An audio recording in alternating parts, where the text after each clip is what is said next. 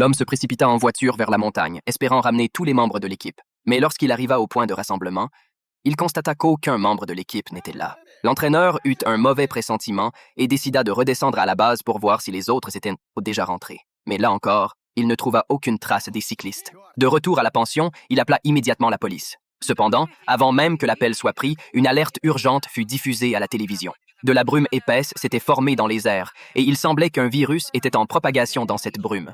On annonça que ceux qui étaient morts dans la montagne avaient été infectés par ce virus, et que cette infection se propageait rapidement. Les autres ne comprenaient pas pourquoi une telle chose pouvait arriver dans une région aussi isolée. Pourtant, l'entraîneur décida malgré tout de continuer à alerter les autorités. Mais à peine eut-il commencé à parler qu'un tremblement violent secoua soudainement toute la maison. Le tremblement dura environ 1 minute avant de commencer à se calmer lentement. Alors que personne n'avait encore repris ses esprits, un bruit se fit entendre de l'extérieur. Ils se levèrent précipitamment pour enquêter, mais lorsqu'ils arrivèrent près de la porte, ils réalisèrent que ce bruit semblait provenir d'une femme.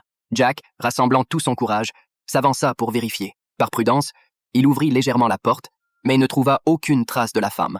Alors qu'il se demandait ce qui se passait, la femme apparut soudainement. Derrière elle, il semblait qu'une silhouette la poursuivait. Mais, venant tout juste d'apprendre que des personnes étaient infectées, tout le groupe hésita à ouvrir la porte. S'ils le faisaient, ils risquaient d'être tous exposés à la contamination. Les regards suppliants de la femme à l'extérieur les plongèrent dans un dilemme. Alors qu'ils débattaient, la femme disparut soudainement. Carl jeta un coup d'œil à l'extérieur et remarqua qu'il n'y avait plus de traces de la femme. À ce moment-là, un autre bruit se fit entendre, venant de l'arrière-cour. Ils se précipitèrent vers l'arrière et virent que la femme avait couru jusque-là. Voyant son agitation, l'entraîneur pensa qu'il devrait ouvrir la porte pour l'aider. Mais au moment où il s'approchait, il aperçut de la brume blanche flottant au-dessus de la piscine.